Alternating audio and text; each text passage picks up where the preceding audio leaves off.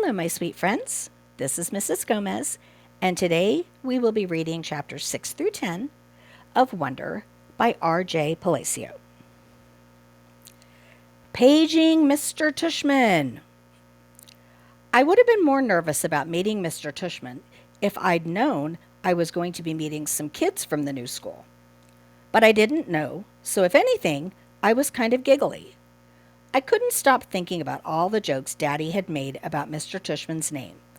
So when me and Mom arrived at Beecher Prep a few weeks before the start of school, and I saw Mr. Tushman standing there waiting for us at the entrance, I started giggling right away. He didn't look at all like what I pictured, though. I guess I thought he would have a huge butt, but he didn't. In fact, he was a pretty normal guy. Tall and thin, old, but not really old. He seemed nice. He shook my mom's hand first. "Hi, Mr. Tushman. It's so nice to see you again," said Mom. "This is my son, August." Mr. Tushman looked right at me and smiled and nodded. He put his hand out for me to shake. "Hi, August," he said, totally normally. "It's a pleasure to meet you." "Hi," I mumbled, dropping my hand into his hand while I looked down at his feet. He was wearing red Adidas. "So," he said, kneeling down in front of me so I couldn't look at his sneakers but had to look at his face, "your mom and dad have told me a lot about you." "Like, what have they told you?" I asked. "Sorry?" "Honey, you have to speak up," said Mom. "Like what?" I asked, trying not to mumble.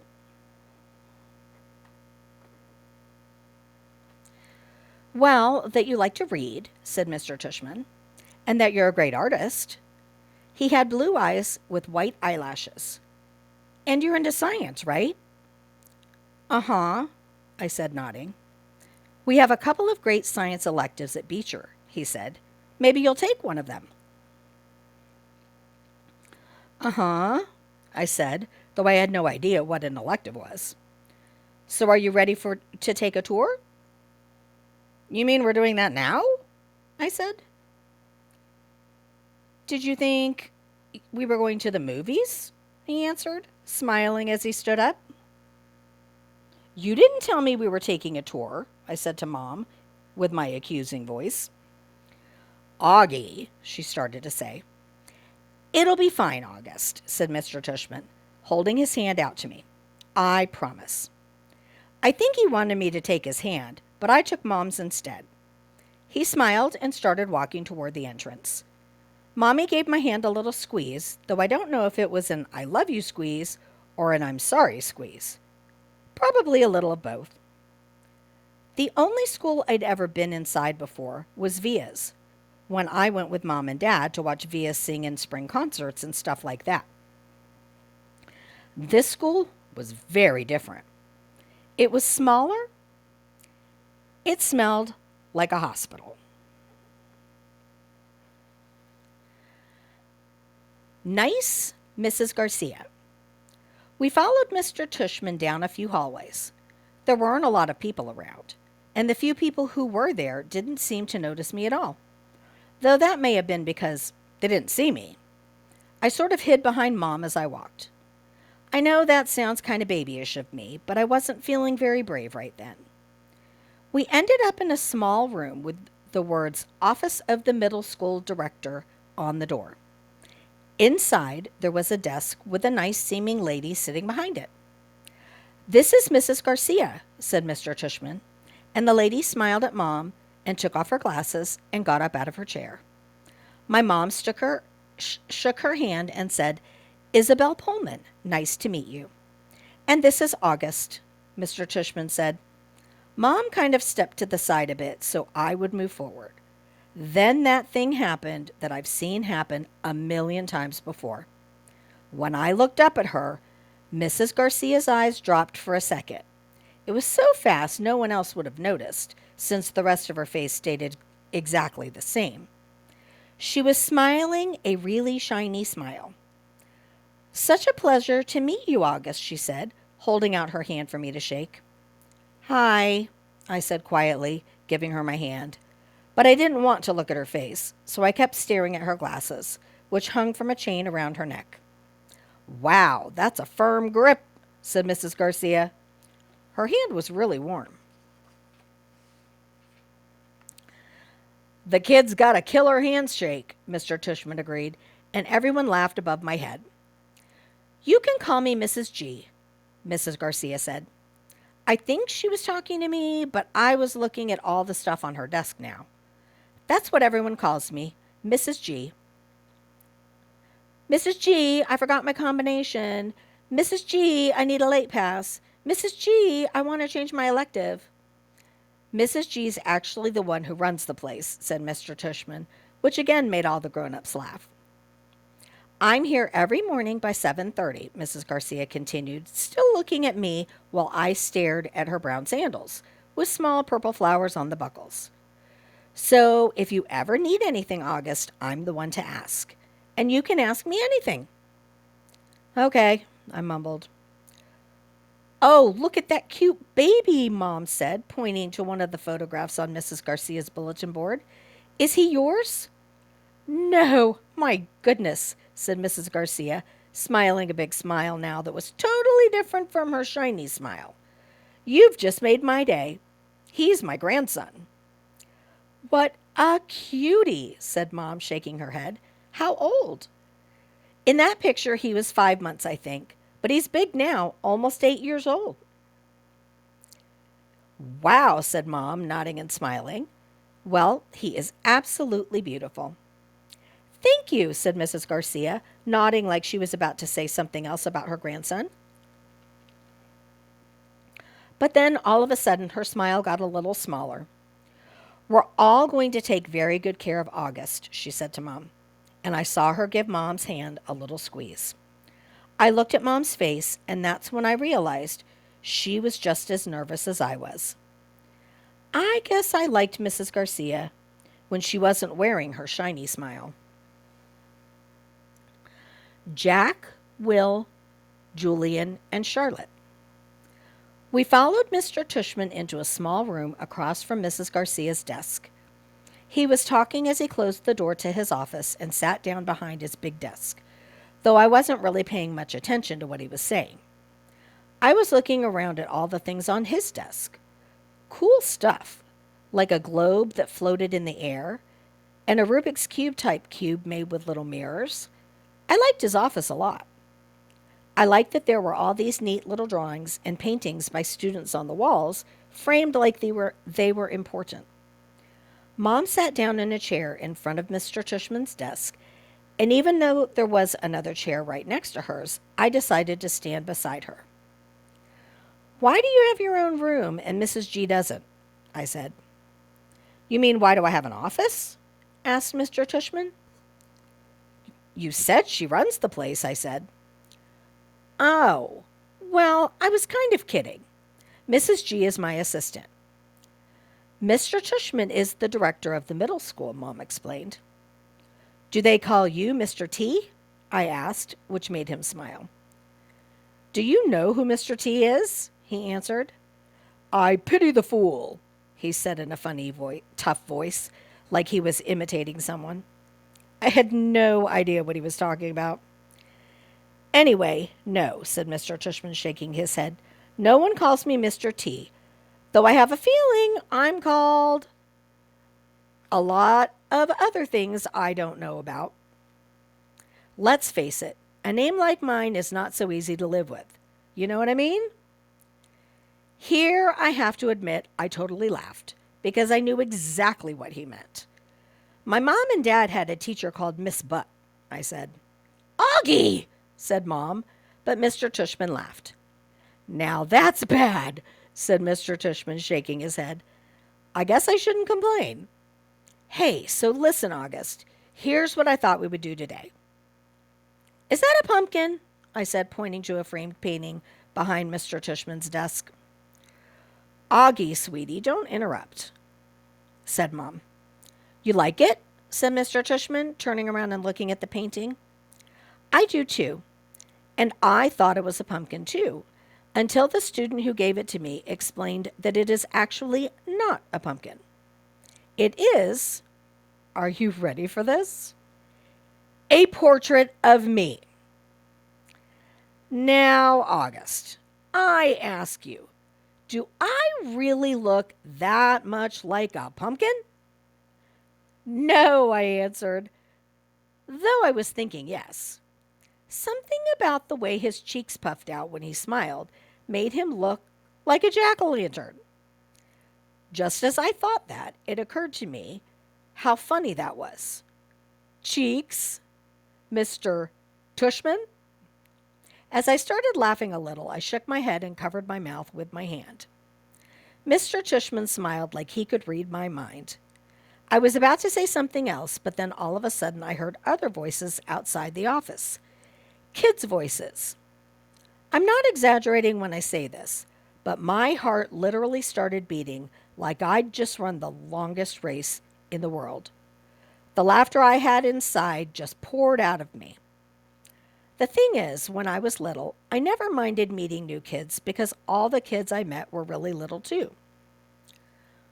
What's cool about really little kids is that they don't say stuff to try and hurt your feelings, even though sometimes they do say stuff that hurts your feelings. But they don't actually know what they're saying. Big kids, though, they know what they're saying. And that is definitely not fun for me. One of the reasons I grew my hair long last year was that I like how my bangs cover my eyes. It helps me block out the things I don't want to see. Mrs. Garcia knocked on the door and poked her head inside. "They are here, Mr. Tushman," she said. "Who's here?" I said. "Thanks," said Mr. Tushman to Mrs. Garcia. "August, I thought it would be a good idea for you to meet some students who'll be in your homeroom this year. I figured they could take you around the school a bit, show you the lay of the land, so to speak." "I don't want to meet anyone," I said to Mom. Mr. Tushman was suddenly right in front of me, his hands on my shoulders. He leaned down and said very softly in my ear, "It'll be okay, August. These are nice kids, I promise." "You're going to be okay, Augie," Mom whispered with all her might. Before she could say anything else, Mr. Tushman opened the door to his office. "Come on in, kids," he said, and in walked two boys and a girl. None of them looked over at me or Mom. They stood by the door looking straight at Mr. Tushman like their lives depended on it. "Thanks so much for coming, guys, especially since school doesn't start until next month," said Mr. Tushman. "Have you had a good summer?" All of them nodded, but no one said anything. "Great, great," said Mr. Tushman. "So, guys, I wanted you to meet August, who's going to be a new student this year. August, these guys have been students at Beecher Prep since kindergarten, though, of course, they were in the lower school building, but they know all the ins and outs of the middle school program. And since you're all in the same homeroom, I thought it would be nice if you got to know each other a little before school started. Okay? So, kids, this is August. August, this is Jack Will." Jack Will looked at me and put out his hand. When I shook it, he kind of half smiled and said, "Hey," and looked down really fast. "This is Julian," said Mr. Tushman. "Hey," said Julian, and did the exact same thing as Jack Will. Took my hand, forced a smile, looked down fast. "And Charlotte," said Mr. Tushman. Charlotte had the blondest hair I've ever seen. She didn't shake my hand, but gave me a quick little wave and smiled. "Hi, August. Nice to meet you," she said. "Hi," I said, looking down. She was wearing bright green Crocs.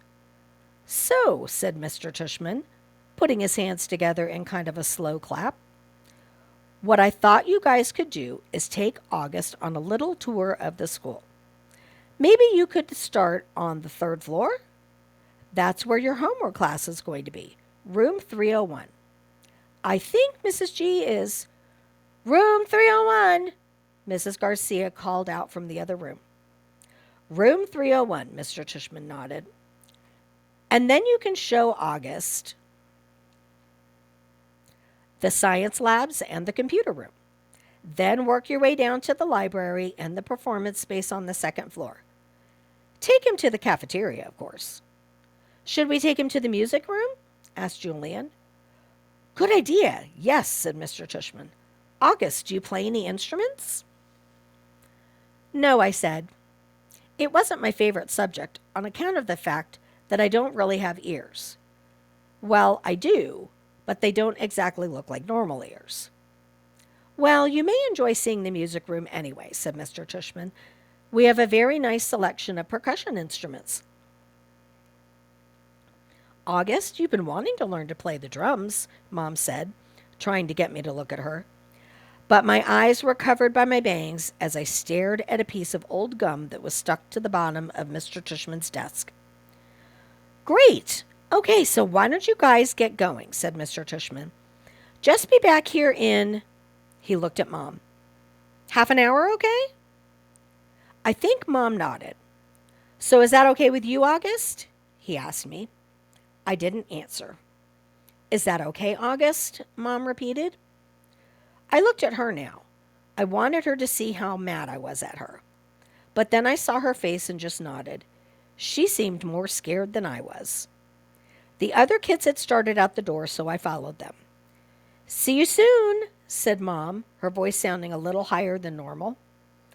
I didn't answer her. The Grand Tour. Jack, Will, Julian, Charlotte, and I went down a big hallway to some wide stairs. No one said a word as we walked up to the third floor. When we got to the top of the stairs, we went down a little hallway full of lots of doors. Julian opened the door marked 301. This is our homeroom, he said, standing in front of the half-open door. We have Miss Petosa. They say she's okay, at least for homeroom.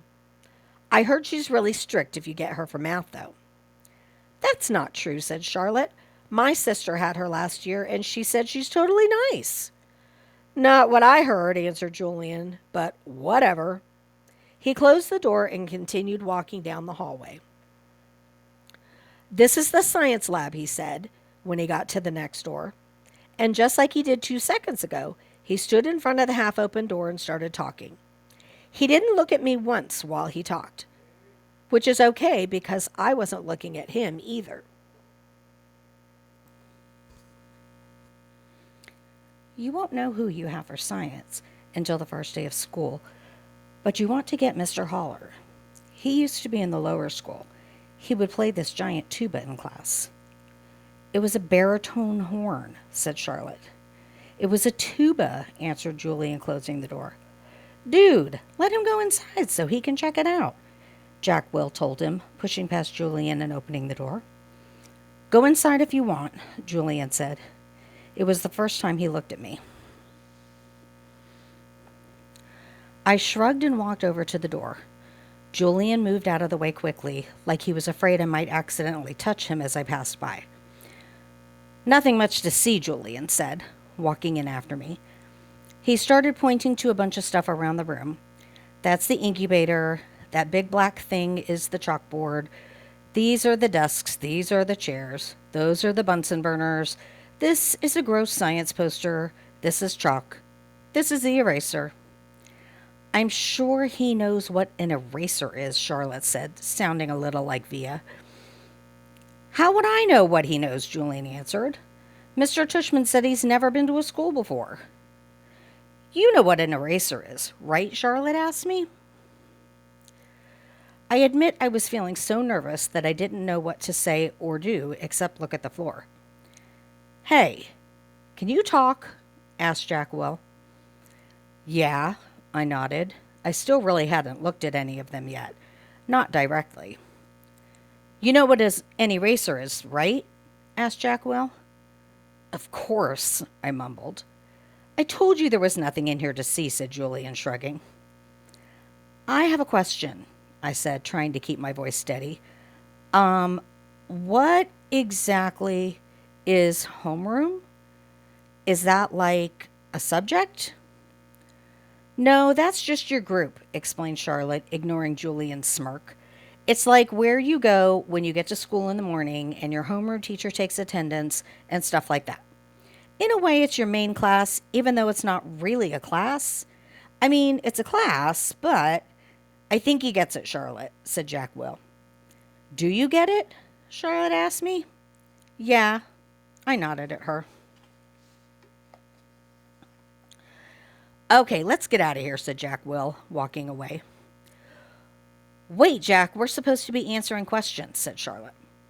Jack Will rolled his eyes a little as he turned around. Do you have any more questions? He asked. No, I answered. Oh, well, actually, yes. Is your name Jack or Jack Will? Jack is my first name, Will is my last name. Oh, because Mr. Tushman introduced you as Jack Will, so I thought, ha, you thought his name was Jack Will?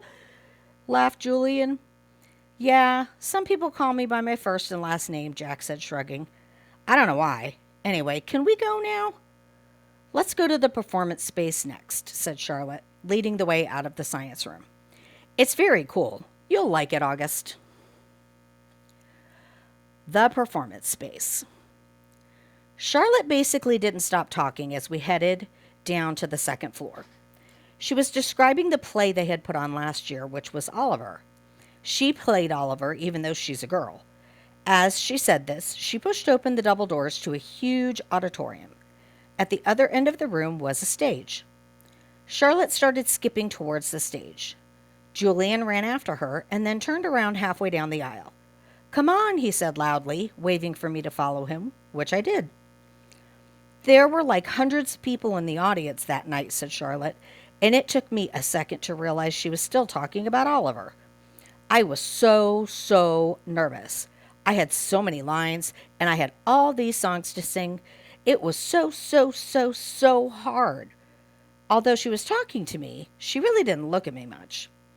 On opening night, my parents were all the way in the back of the auditorium, like where Jack is right now. But when the lights are off, you can't really see that far back. So I was like, where are my parents? Where are my parents? And then Mr. Resnick, our theater arts teacher last year, he said, Charlotte, stop being such a diva. And I was like, okay. And then I spotted my parents and I was totally fine. I didn't forget a single line. While she was talking, I noticed Julian staring at me out of the corner of his eye. This is something I see people do a lot with me. They think I don't know they're staring, but I can tell from the way their heads are tilted. I turned around to see where Jack had gone to. He had stayed in the back of the auditorium, like he was bored. We put on a play every year, said Charlotte. I don't think he's going to want to be in the school play, Charlotte, Julian said sarcastically. You can be in the play without actually being in the play, Charlotte answered, looking at me. You can do the lighting. You can paint the backdrops. Oh, yeah, whoopee, said Julian, twirling his finger in the air. But you don't have to take the theater arts elective if you don't want to, Charlotte said, shrugging. There's dance or chorus or band. There's leadership. Only dorks take leadership, Julian interrupted. Julian, you're being so obnoxious, said Charlotte, which made Julian laugh. I'm taking the science elective, I said. Cool, said Charlotte. Julian looked directly at me. The science elective is supposedly the hardest elective of all, he said. No offense, but if you've never, ever been in school before, why do you think you're suddenly going to be smart enough to take the science elective? I mean, have you ever even studied science before? Like real science? Not like the kind you do in kits? Yeah, I nodded. He was homeschooled, Julian, said Charlotte. So teachers came to his house? Asked Julian, looking puzzled. No, his mother taught him, answered Charlotte. Is she a teacher? Julian said. Is your mother a teacher? Charlotte asked me. No, I said. So she's not a real teacher, said Julian, as if that proved his point. That's what I mean. How can someone who's not a real teacher actually teach science? I'm sure you'll do fine, said Charlotte, looking at me. Let's just go to the library now, Jack called out, sounding really bored. Why is your hair so long? Julian said to me. He sounded like he was annoyed. I didn't know what to say, so I just shrugged. "Can I ask you a question?" he said. I shrugged again. Didn't he just ask me a question? "What's the deal with your face? I mean, were you in a fire or something?" "Julian, that's so rude," said Charlotte. "I'm not being rude," said Julian. "I'm just asking a question. Mr. Tushman said we could ask questions if we wanted to." "Not rude questions like that," said Charlotte. "Besides, he was born like that," said Charlotte. "That's what Mr. Tushman said. You just weren't listening." "I was so listening," said Julian. "I just thought maybe he was in a fire too." "Geez, Julian," said Jack. "Just shut up." "You shut up," Julian yelled. "Come on, August," said Jack. "Let's just go to the library already." I walked toward Jack and followed him out of the auditorium. He held the double doors open for me, and as I passed by, he looked at me right in the face, kind of daring me to look back at him, which I did. Then I actually smiled. I don't know. Sometimes when I have the feeling like I'm almost crying, it can turn into an almost laughing feeling. And that must have been the feeling I was having then, because I smiled, almost like I was going to giggle. The thing is, because of the way my face is, people who don't know me very well don't always get that I'm smiling. My mouth doesn't go up at the corners the way other people's mouths do. It just goes straight across my face. But somehow Jack Will got that I had smiled at him, and he smiled back. "Julian's a jerk," he whispered before Julian and Charlotte reached us. "But dude, you're gonna have to talk." He said this seriously, like he was trying to help me. I nodded as Julian and Charlotte caught up to us.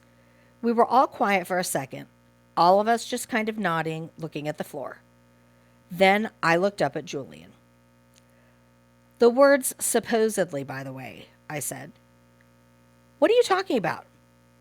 "You said supposedly before," I said. "I did not." "Yeah, you did," Charlotte nodded. "You said the science elective is supposedly really hard. I heard you." "I absolutely did not," he insisted. "Whatever," said Jack. "Let's just go." "Yeah, let's just go," agreed Charlotte, following Jack down the stairs to the next floor. I started to follow her, but Julian cut right in front of me, which actually made me stumble backward. "Oops, sorry about that," said Julian. But I could tell from the way he looked at me that he wasn't really sorry at all. And that, my friends, is the end of today's chapters. I hope you enjoyed them, and see you next time.